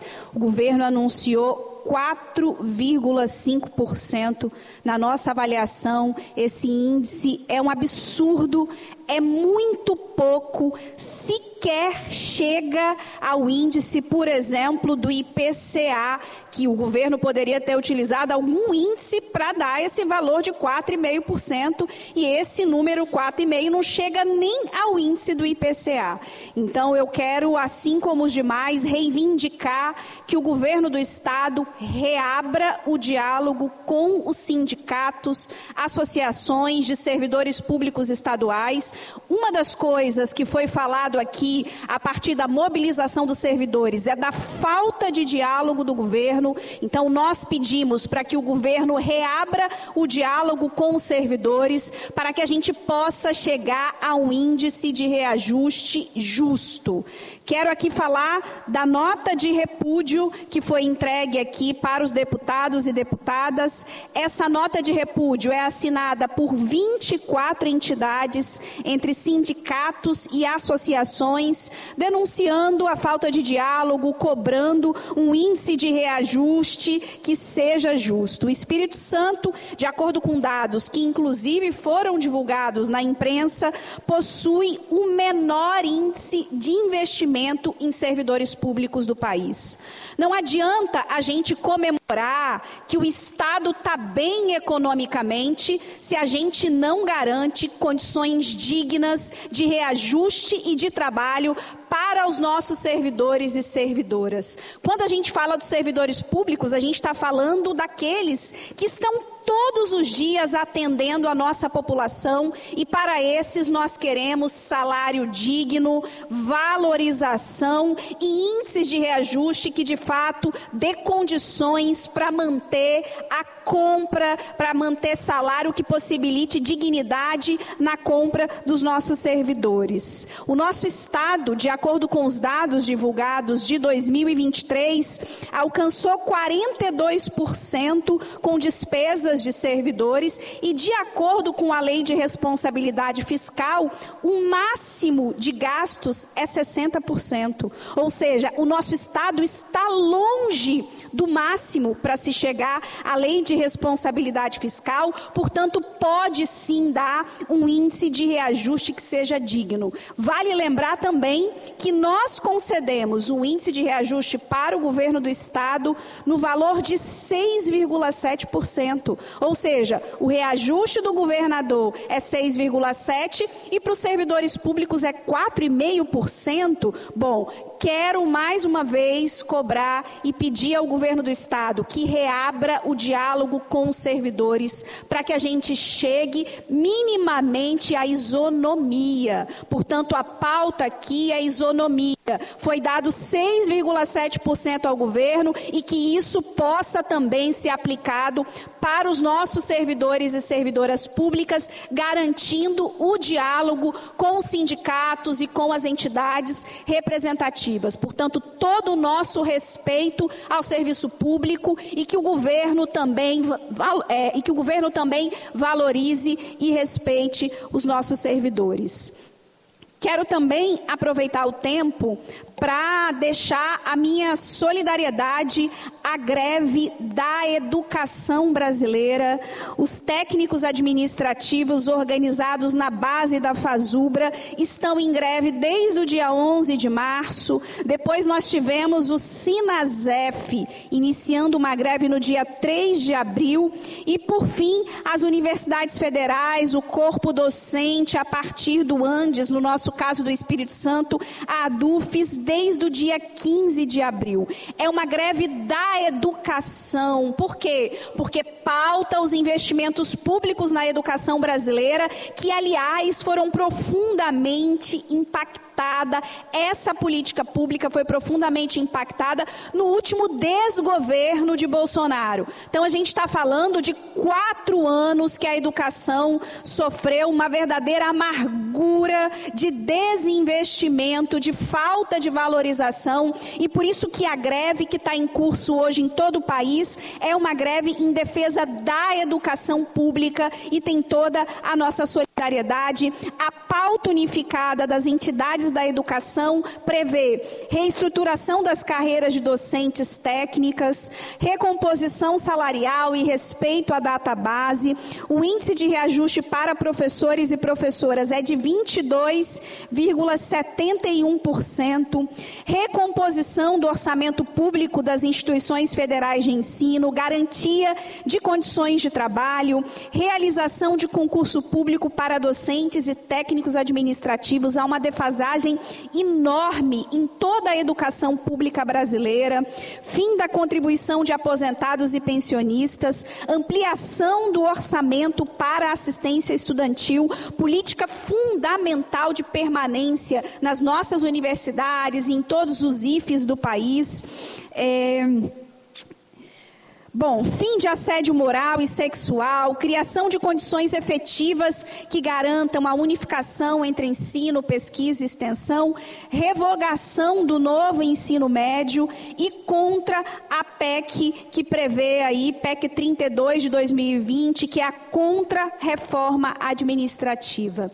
Essas são algumas das pautas, né, do Comando Unificado de Greve da Educação Brasileira, que é uma greve justa e necessária para que a gente tenha a recomposição dos investimentos na educação pública e, mais do que isso, para que a gente coloque a política de educação no seu devido lugar, que é um lugar de prioridade do ponto de vista orçamentário e do ponto de vista de fortalecimento das carreiras, tanto no âmbito dos técnicos administrativos, como também no âmbito de todos os docentes, tanto das nossas universidades federais, nos nossos institutos federais, que são fundamentais para garantir qualificação, acesso, ensino e pesquisa para toda a juventude brasileira. Então, toda a nossa solidariedade à greve da educação, na expectativa de que essa greve sairá vitoriosa com o aceite do governo federal de parte dessas pautas, e esperamos, obviamente, a totalidade, mas que seja pelo menos parte de todas essas pautas aqui elencadas. Com a palavra, deputado Adilson Espíndola. Não respondendo, com a palavra, deputado Alexandre Chambinho. Não respondendo, com a palavra, deputado Deninho Silva. Não respondendo, com a palavra, deputado Teodorico Ferraz. Senhor presidente, senhoras e senhores deputados, não resta dúvida de que o governo do Estado esteve presente e está presente em Mimoso do Sul. Jamais na história do nosso Estado se registrou uma catástrofe tão violenta quanto a que aconteceu em Mimoso e, em parte, em Apiacá e Bom Jesus. O governador esteve lá pelo menos 3 vezes, o seu governo esteve presente, está presente, e anunciou um empréstimo de R$21 mil, além dos R$3 mil que está ajudando aos pobres na aquisição de algum bem imóvel. Mas, senhor presidente, eu acabo de receber um relatório de Mimoso do Sul em que solicita de Vossa Excelência para que, junto ao setor financeiro que é responsável pela liberação desses recursos, que tenha velocidade, porque tem gente já desesperada. E eu sei que o governo tomou até uma atitude, mandando para a Assembleia Legislativa, aprovamos imediatamente, no sentido de que a burocracia seja colocada bem abaixo do que ela representa, para fazer a liberação. E hoje, com mais de um mês de desastre, esse empréstimo ainda não foi possível chegar às mãos. Então, eu quero dizer aqui ao senhor governador que Mimoso do Sul, que está muito grato, que o senhor, entendeu, cobre dos responsáveis a agilidade que precisa ter no socorro a tanta gente, a 12 mil famílias que tiveram suas casas destruídas ou parcialmente destruídas, além do comércio. O vereador Wellington Ribeiro foi um dos que, se Ferraço, fala com o governador. O pessoal não está cumprindo ainda com sua determinação. Ninguém recebeu ainda. Então, há uma reclamação generalizada, tirando o brilho e o encanto de um governador que realmente foi lá várias vezes e se demonstrou capaz de acolher várias reivindicações. Mas, senhor governador, também providencia, por favor, senhor governador, uma quantidade de óleo diesel para o prefeito Petter, que está precisando, já está acabando o óleo diesel, ele já não tem recursos para pagar o óleo para os seus veículos, quanto mais para aqueles veículos que forem emprestados de outras prefeituras que estão ali dando socorro à sua excelência. Então, senhor governador, uma quantidade urgente de óleo diesel vai diminuir o impacto de uma prefeitura que não sabe mais o que fazer, mas que reconhece que o governo do Estado está presente, ajudando a minorar o sofrimento daquela população. Mas eu gostaria, nesse momento, de me dirigir ao presidente da Assembleia, no sentido que fosse feito um ofício ao senhor presidente da República, o senhor presidente Lula, para que ele, na sua humildade e na sua autoridade, convoque ou convide para uma reunião o governador Casagrande para discutir imediatamente, porque ainda estamos precisando e muito daqueles que perderam suas casas. Calcula-se de 500 a 700 casas com urgência urgentíssima para socorrer o povo de Mimoso do Sul, e em parte a Piacá e em parte a Bom Jesus. Então, nós temos certeza que o governo que tem essa tolerância, que tem essa vontade de servir aos necessitados, possa se reunir com o governador para resolver de vez, ou então em parte, o grande problema que está hoje o povo de Mimoso do Sul, que é a construção de casas ou a recuperação de casas para que possa Mimoso viver os seus dias felizes, que tem direito, como todos lá, filhos de Deus. Então fica aqui o nosso apelo e o sentimento de que o presidente Lula não vai negar, que não adianta a gente culpar o prefeito, culpar o governador, temos que colocar também o governo federal, que tem sempre sensibilidade para atender o Espírito Santo. Então, são essas as nossas palavras neste momento, esperando uma colaboração urgente, urgentíssima, que o povo lá está perdendo já a paciência, já não está acreditando muito nas coisas. Mimoso do Sul vive realmente dias de uma catástrofe sem história para se contar nos próximos 100 anos de vida daqueles que ainda podem viver até lá. Mimoso do Sul está vivendo uma catástrofe jamais vista em toda a história do Espírito Santo e do Brasil. Então, todos nós temos que dar as mãos e pedir nesse momento ao governo federal para dar as mãos ao governo do Estado, porque tem vontade de ajudar o pessoal, mas tem que ter velocidade. A questão daqui a pouco, a desesperança é maior que a esperança. Daqui a pouco o desespero é maior do que a fé que nós temos que ter. E nós sabemos que existe vontade de todos ajudar Mimoso do Sul. Senhor presidente, senhores deputados, vejo agora nas palavras do deputado Danilo Baense, um homem que frequenta Guarapari como filho, como residente de Guarapari, que trabalha para o melhoramento de Setiba, que pede ao prefeito realmente que instale a Guarda Municipal para dar maior segurança ao nosso povo. E o Danilo Baense não é só agora, em época de eleição, que está pedindo, há muito tempo, ele está pedindo, reivindicando obras e melhoramentos em favor de Guarapari. Que o ilustre prefeito municipal se una ao deputado Danilo Baense nessas suas reivindicações porque trabalhar de mãos dadas, quem ganha é o governo. Nós estaremos, por exemplo, aplaudindo e vendo todas as facções políticas aplaudindo o prefeito Edson quando ele estará entregando mês que vem já um hospital de primeiro mundo para servir aquela população. E que nós sabemos como o prefeito trabalhou e lutou por esta obra. Nós, então, desejamos que nesse discurso Danilo Baense possa penetrar no coração do prefeito, no sentido de atender a Guarda Municipal e ao problema de falta de banheiro em Setiba, como várias outras reivindicações. Muito obrigado, meu abraço a todos. Muito obrigado, deputado Teodorico Ferraço.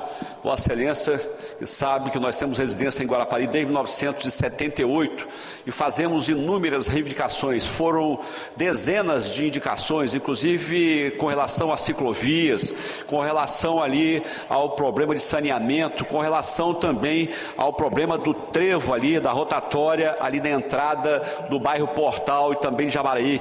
Nós, inclusive, estivemos lá com Freitas o ano passado, o Freitas encaminhou um engenheiro, fez um levantamento, uma obra muito simples, mas precisa ser feita, porque está causando sérios danos à população. Várias pessoas têm sofrido acidentes constantemente, o governo tem gasto muito dinheiro com o tratamento dessas pessoas que poderia ser evitado. Ali nós temos a saída dos caminhões da pedreira, que sai ali a todo momento, os caminhões, os ônibus que realmente entram e saem do bairro do Portal, também no bairro Jabaraí. Aquilo ali são pessoas que entram e saem, nós temos ali um comércio ali muito grande, onde muitos veículos de muitas regiões, deputado Ferraço, vão até aquele local.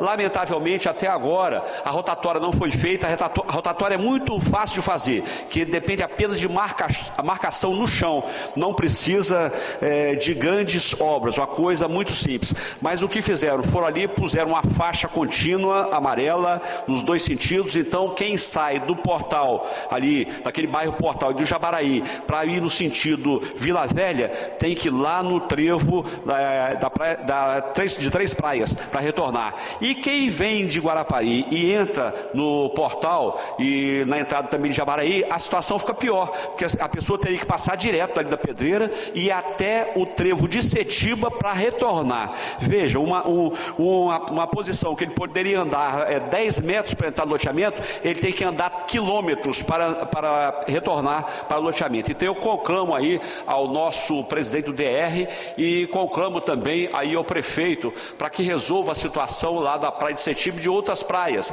porque nós sabemos que o Ministério Público criou algum embaraço, né, razão pela qual o prefeito não deve ter executado a obra, mas que haja mais empenho para que essa obra seja executada e se evite que as pessoas fiquem fazendo as suas necessidades fisiológicas na água do mar ou até mesmo embaixo do chuveiro, como já presenciamos várias vezes. Muito obrigado, deputado Ferraço, pela sua fala. Eu quero agora passar à fase do grande expediente, lideranças partidárias. Eu concedo agora a palavra à deputada Camila Valadão, líder do PSOL. Não respondendo, concedo a palavra à deputada Irine Lopes, líder do PT. Não respondendo, concedo a palavra agora ao deputado Dari Pagum, líder do bloco Podemos, PSB, União Brasil, PSDB, Patriota e PDT. Não respondendo, com a palavra o deputado Gandini, líder do PSD. Não respondendo, com a palavra o deputado Teodorico Ferraço, líder do PP. Se a deputada Raquel ou o deputado Preto quiserem falar, eu deixo para os dois deputados dividirem o tempo da liderança do PP. Ok, deputado Ferraço, os dois deputados não se fazem presentes aqui na sessão. Se Vossa Excelência quiser falar, esteja à vontade, se quiser declinar da mesma forma. Vou declinar, que assim eu fico mais preparado para a nova sessão. Muito obrigado, deputado Teodorico Ferraço. Com a palavra, então, o deputado Coronel Wellington, líder do bloco parlamentar Republicanos, PL e PRD. Vossa Excelência tem até 15 minutos.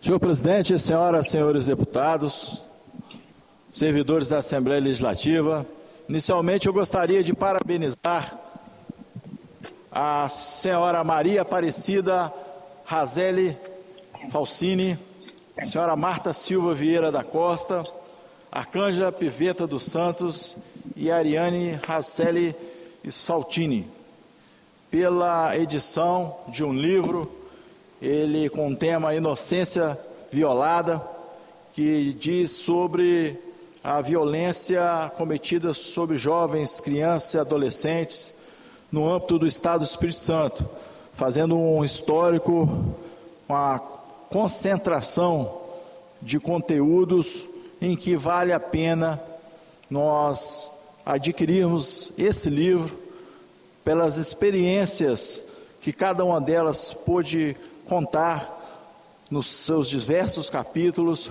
e que com certeza fará parte da convocação, do convite para que elas estejam na Comissão de Proteção dos Direitos da Criança e do Adolescente da Assembleia Legislativa, que será realizado no dia 15, às 13h30, exatamente nesse plenário. Então, muito obrigado pela sessão e pelo envio desse exemplar, desse livro, que com certeza eu farei a leitura e após eu vou passar, porque o livro a gente tem que ler e também fazer a doação dele para que outras pessoas tenham também a possibilidade de acessar o seu conteúdo. Nós também, senhor presidente, gostaríamos de agradecer ao presidente da Assembleia Legislativa, à mesa diretora e à Procuradoria-Geral da Casa, por ter acolhido o nosso recurso em razão de um projeto de lei que nós apresentamos, que diz respeito sobre um tema sensível para os servidores públicos do Estado do Espírito Santo. Sabemos que recentemente, um pouco mais de um mês, como o deputado Teodorico Ferraz muito bem colocou, o Estado foi devastado por conta das enchentes. Muitos foram os policiais militares, bombeiros militares, que saíram das suas casas naquela ocasião, situação de risco, e foram ajudar e salvar vidas e tentar evitar danos maiores aos moradores daqueles municípios, em especial Mimoso e Apiacá, sendo verdadeiros heróis para a sociedade, como sempre, em todos os episódios que acontecem em todo o Estado do Espírito Santo. Muitos desses servidores públicos do nosso Estado perderam suas fardas em decorrência dessas enchentes. E a lei estadual número 9.715 altera e inclui dispositivos na lei 9.459 de 2010, que criou a indenização para aquisição do fardamento no âmbito da Polícia Militar, do Corpo de Bombeiro Militar e no âmbito da Sejus do Estado do Espírito Santo. Diante disso, nada mais justo que o policial militar e o bombeiro militar que perderam ou tiveram seus fardamentos inutilizados em razão das enchentes que atingiram os municípios da região sul, também tenham direito ao auxílio do fardamento. O parágrafo que nós pretendemos adicionar a essa lei dispõe que aplica-se o caput desse artigo aos militares estaduais, servidores civis, agentes penitenciários e o agente de escolta, agentes de vigilância penitenciário que perderam ou tiveram seu fardamento inutilizado em razão de sinistro, desabamento, inundações, incêndios ou outro fenômeno natural. Então nós fizemos essa proposta legislativa e houve uma contextualização desfavorável, mas que nós apresentamos um recurso e foi acatado e encaminhado para a Comissão de Constituição e Justiça da Assembleia Legislativa. Nosso muito obrigado à mesa diretora. Nós já falamos aqui em razão do reajuste geral anual, em que nós esperamos o acolhimento no diálogo do Estado do Espírito Santo com os sindicatos e associações que apresentaram formalmente um índice que eles julgaram um índice razoável de 14,38%. Nós temos um movimento ativo desses sindicatos, dessas associações, em torno de 24, sem contar os que foram solidários após essa iniciativa, desses primeiros 24 sindicatos e associações, e com certeza nós chegaremos pelo menos aos 30 entidades representativas dos servidores do Estado do Espírito Santo, em torno de aproximadamente 100 mil. Nós gostaríamos de que a Secretaria postasse ali um vídeo que nós recebemos do cemitério do distrito de Santíssima Trindade, pertencente ao município de Una. Nós sabemos que o município ele tem que atender, num contexto geral, às ruas, avenidas, aos órgãos públicos, mas é de total falta de respeito com a memória das pessoas que deram suas vidas, contribuíram sim, significativamente na agricultura, no comércio ou nas diversas atividades que nós realizamos no nosso dia a dia, e é uma total falta de respeito com as famílias das pessoas que estão sepultadas ali e com as pessoas que, de uma maneira natural, nós temos uma vida em que chega ao fim quando Deus nos chama, e a pessoa tem que ter dignidade na hora desse seu sepultamento. E como que a família chega no túmulo de uma pessoa, sendo que o cemitério local da comunidade está naquelas condições?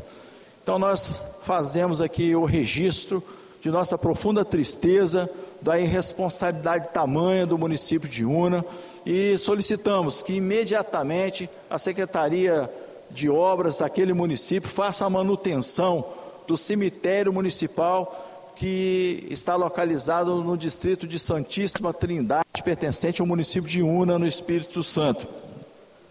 Nós recebemos também, senhor presidente, em razão das inúmeras necessidades, muito obrigado, tá?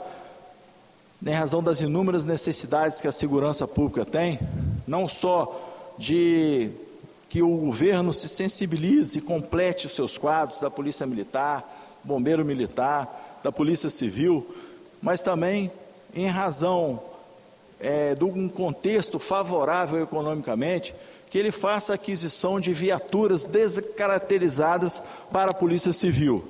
Nós temos como exemplo a delegacia, o departamento especializado de investigação criminal, em que eles têm as viaturas caracterizadas. Mas, no entanto, um departamento que é encarregado de fazer a investigação criminal de uma forma especializada, ele só tem viaturas caracterizadas. Tem pouquíssimas viaturas descaracterizadas. E como que nós vamos fazer investigação se nós não temos viaturas descaracterizadas? A ostensividade de uma viatura, ela é uma condição essencial para que nós possamos entrar numa comunidade, fazer contato com alguns informantes, algumas pessoas que nos passam algumas informações necessárias para a elucidação de alguns fatos, ou nós anteciparmos algumas coisas para não deixar acontecer. Então fica aqui nosso registro ao secretário de Segurança Pública do Estado do Espírito Santo, ao governo do Estado, ao chefe da Polícia Civil, para que nós envidemos esforços no sentido de dotar essas delegacias especializadas, a Polícia Civil, não só de viaturas caracterizadas, mas de viaturas descaracterizadas para possibilitar um trabalho de qualidade nesses departamentos, seja delegacia, seja departamento, ou seja ele qualquer outro setor da Polícia Judiciária do Estado do Espírito Santo. Gostaríamos também, nessa oportunidade, de solicitar ao governo do Estado do Espírito Santo que retome o projeto inicial de construção da rodovia ES 379, de ligação entre os municípios de Una e Muniz Freire. Uma rodovia importante, na qual diariamente passam centenas de veículos, tem dia inclusive que não passa nenhum veículo por conta do estado que está a rodovia. Nós tínhamos, há algum certo tempo atrás, algumas pontes, e uma delas foi danificada pelas chuvas. E, infelizmente, ocorreu da necessidade de fazer um desvio, na qual só veículos pequenos passam. Então, nós precisamos de reconstruir aquela ponte, de construir a rodovia estadual que dá acesso a 2 municípios e que aproxima o Caparó Capixaba ao município de Cachoeiro de Itapemirim, que é uma cidade referência na saúde da região sul, e possibilita que todas as pessoas que buscam atenção à saúde, buscam socorro dos municípios, das ambulâncias, ela é primordial para que ela diminua em aproximadamente 60 quilômetros a distância entre o município de Iuna, por exemplo, a Cachoeiro. Além de que várias pessoas que têm ali as suas propriedades rurais, com assim, a cafeicultura pujante, com empreendimentos turísticos, com a produção da bacia leiteira significativa, elas estão impedidas, inclusive, de escoar sua safra. As pessoas de exercer o direito constitucional de ir e vir. Os alunos de ir e vir para a escola com segurança. As próprias viaturas da Polícia Militar, Polícia Civil, de executar suas rondas normais, inclusive nesse período em que se avizinha a safra de café e nós não temos estrada de qualidade. Então fica registrado aqui nosso pedido, a nossa demanda registrada. Nós viemos sempre falando aqui repetitivamente a necessidade de asfaltamento daquela via, e na impossibilidade imediata de fazer o asfaltamento, em que o Estado providencia, já que é uma rodovia estadual, providencia o patrulhamento e o ensaibramento daquela via, para garantir segurança a todas as pessoas. Fica aqui nossa solicitação ao governo do Estado do Espírito Santo, à Secretaria de Agricultura e Pesca, do competente amigo Enio Begli, que possa estar articulando, junto ao governo, um orçamento, maquinário e o material necessário para promover o patrulhamento e também o ensaibramento daquela importante via. Por fim, senhor presidente, nós gostaríamos que fosse projetado fotos e vídeos relativos à quadra do distrito de Pequiá. Fica localizado exatamente na divisa entre o estado do Espírito Santo e Minas Gerais.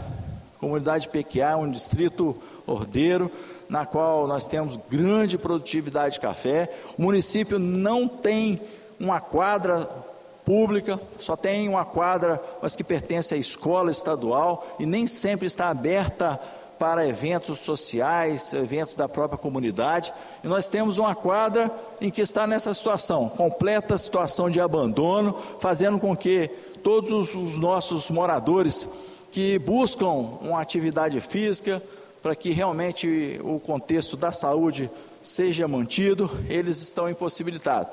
Nós temos um mato tomando conta de toda a área, nós temos um poço feito pelo município, pela CESAM, dentro da área da quadra, o que prejudicou em muito a comunidade local. Nós temos ali a manutenção dos locais em que as pessoas utilizavam como arquibancada, completamente danificado, assim, prejudicando todas as pessoas, todos os jovens que iam lá às tardes, os senhores e as senhoras fazerem suas caminhadas naquele local.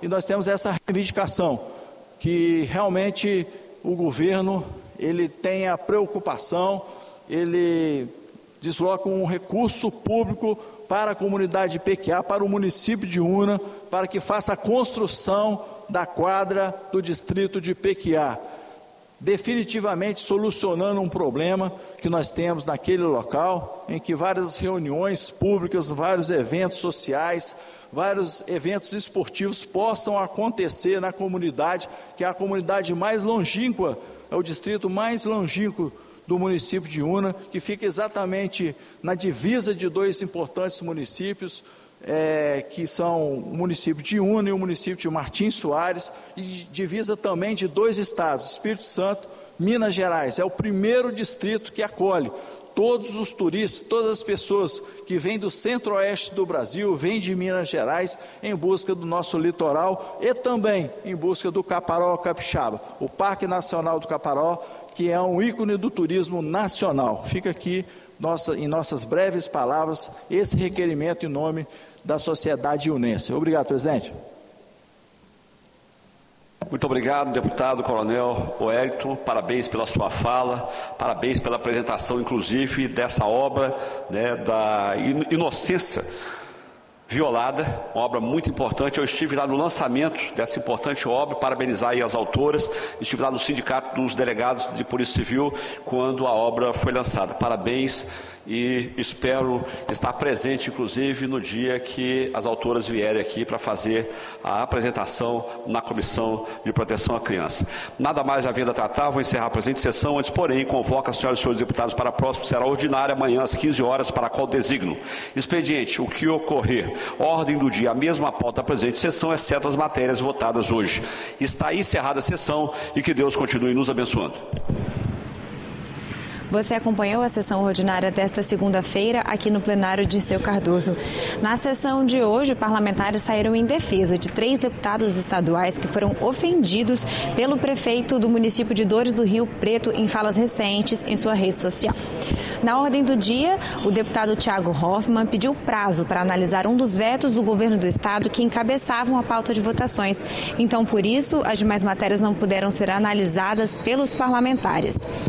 Além disso, apesar de matérias não terem sido votadas, novos projetos de lei começaram a tramitar e indicações foram apresentadas ao governo do estado. Entre elas, uma indicação do deputado Coronel Wellington pede a inclusão da disciplina Cidadania Digital no currículo do ensino médio aqui no estado do Espírito Santo. Isso tanto para escolas de ensino público quanto ensino privado. Parlamentares repercutiram ainda a proposta de reajuste linear para os servidores do Poder Executivo, que foi anunciado pelo governo do estado em 4,5%. Os servidores públicos ficaram frustrados com essa proposta que foi apresentada pelo governador Renato Casagrande e os parlamentares repercutiram aqui no plenário Dirceu Cardoso essa insatisfação. Mais informações você consegue acompanhando as nossas redes sociais, também no nosso site e logo mais às 10 da noite no Jornal Panorama. Continue acompanhando a nossa programação. TV Alias, mais perto de você.